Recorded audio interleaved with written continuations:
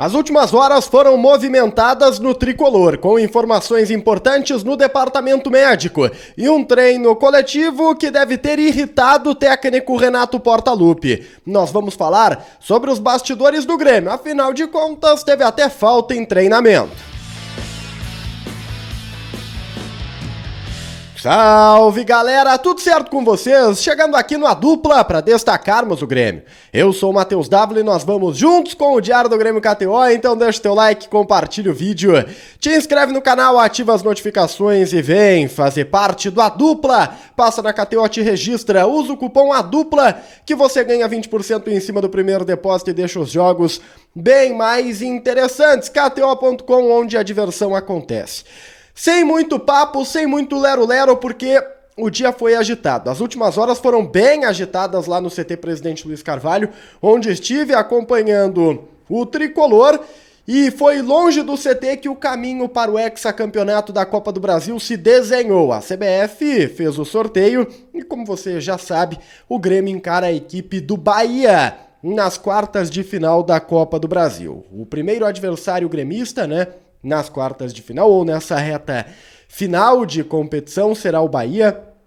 Depois, caso venha a passar, terá que encarar ou Flamengo ou Atlético Paranaense. O caminho do Grêmio para uma eventual final está desenhado, O Grêmio faz o primeiro jogo contra o Bahia lá em Salvador e, para o alívio de Renato, ele prefere que seja dessa forma. O jogo de número 2, o jogo decisivo, será na Arena, será diante do torcedor gremista. Lembrando que a CBF já tem as datas bases, dia 5 e dia 12 de julho, ocorrem as quartas de final da Copa do Brasil. Muita expectativa, a gente tem todo o mês de junho para projetar esse duelo e aquilo que vai acontecer até esta decisão. Copa do Brasil tomou forma agora de maneira decisiva.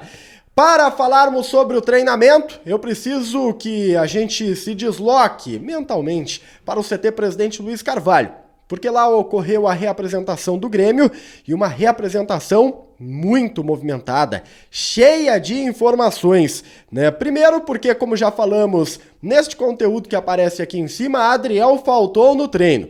Ele apareceu depois, atrasado, o Adriel perdeu o horário, achava que o treinamento ia ser de tarde, acabou sendo de manhã. Aliás, Adriel, abre o olho, meu bruxo, abre o olho, porque na quarta-feira o treino também será de manhã, tá? Não vai perder a hora. E aí a gente acabou tendo algumas cenas, no mínimo, peculiares, No campo de treinamento, por exemplo, só 2 goleiros trabalhando. As imagens aí mostram, apenas o Felipe Scheibig e o goleiro Breno nos treinamentos, nas atividades ali com o Mauri Lima, que é o preparador, e o Enio. Então foi um dia diferente para os goleiros, sem muito tempo de descanso, todo mundo trabalhando em alta intensidade, porque se o Adriel faltou ao treino, o Gabriel Grando precisou ficar no departamento médico. O Gabriel sente um desconforto muscular, inclusive acaba preocupando um pouco, Ele sente dores na coxa, ficou na fisioterapia e a gente vai ver aí o que vai acontecer com o Gabriel Grando nos próximos dias. A falta do Adriel certamente coloca o Breno como a opção para o Gabriel Grando no final de semana. Caso o Grando não tenha condições, acredito que terá, mas caso não tenha, não será o Adriel que faltou o treinamento da terça-feira a jogar no Maracanã, Possivelmente será o Breno, que poderia ganhar aí uma oportunidade que há tempo, há um bom tempo, não aparece. Outro movimento que chamou a atenção lá no CT nesta reapresentação envolveu o nome de Diogo Barbosa. Muita conversinha com o Diogo Barbosa. E a gente sabe que o Renato e a direção do Grêmio estão conversando, estão trocando uma ideia com o Diogo a respeito dele exceder o número de jogos, Exceder o limite para uma transferência interna. Caso ele jogue contra o Flamengo, ele não poderá jogar em outro clube da Série A do Campeonato Brasileiro. E o Grêmio gostaria de repassar o jogador. As conversas, elas aconteceram durante a atividade, mas a que mais me chamou a atenção aconteceu antes do trabalho. O Renato chamou o Diogo Barbosa, se afastou um pouco da galera e ali eles conversaram. A informação que o César Cidade Dias tem é que existe uma tendência muito forte do Diogo Barbosa não ser aproveitado, mantendo a estratégia do departamento departamento de futebol de deixar esse jogador na vitrine e à disposição do mercado de transferências. Curiosamente, no treinamento desta terça-feira, o lateral esquerdo Wesley, formado na base do Grêmio, nós já falamos sobre ele, o Racing tem interesse na contratação do Wesley, acabou sendo testado no time reserva. Um time um pouco mais forte, né? Ele joga no terceiro time, foi para o time de número 2 e isso chamou a atenção porque ele vai justamente na vaga do Diogo Barbosa.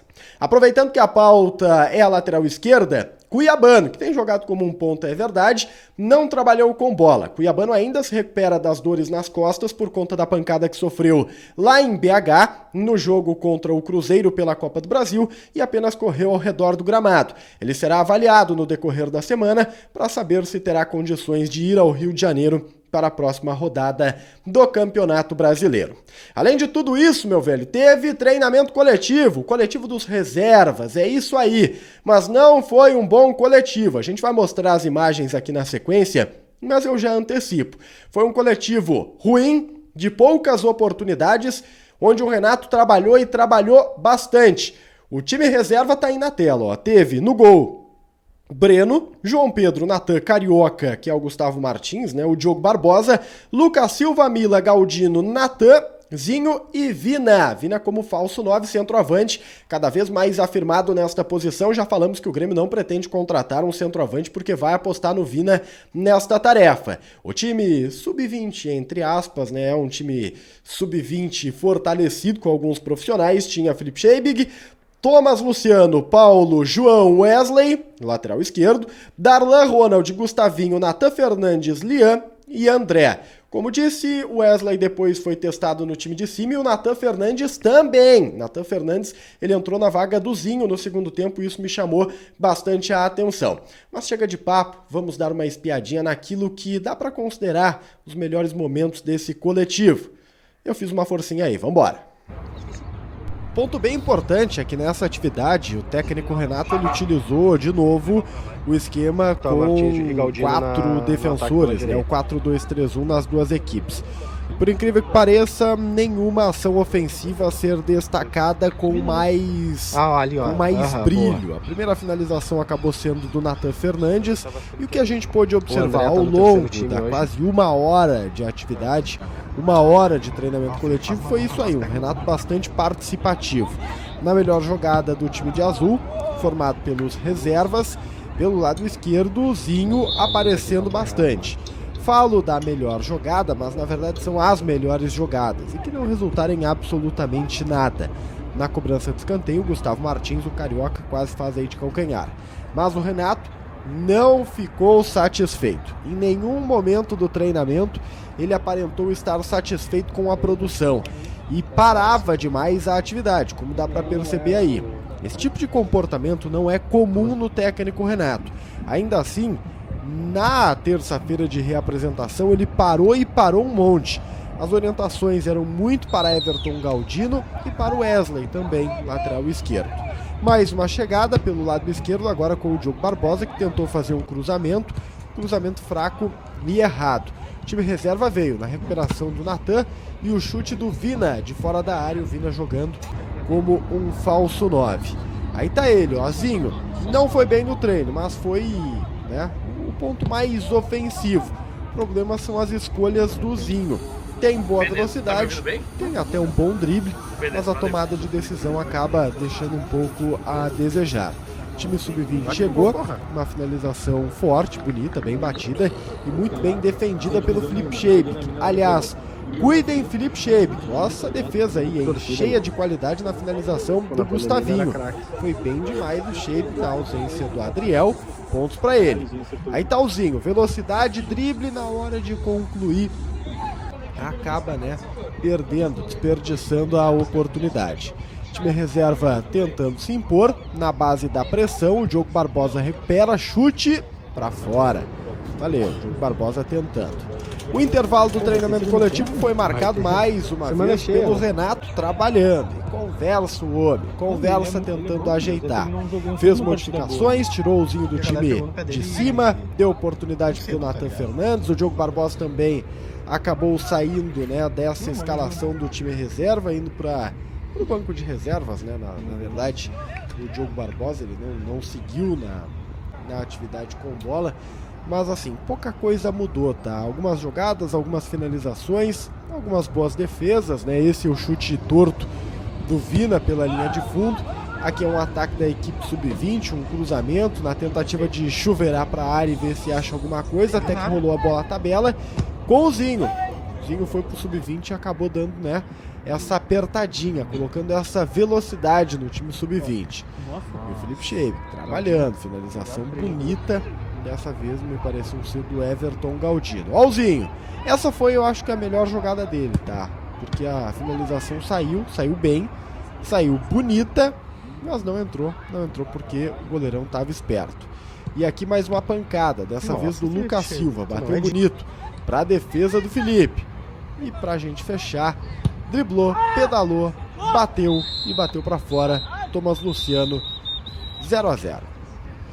Obrigado a todos. 0-0, trabalho bem ruim, mas o Renato teve muito a observar, não deve ter gostado nada deste treinamento, tem muito a refletir o Portaluppi e os times, né, sem linha de 3, os times jogando ali no 4-2-3-1.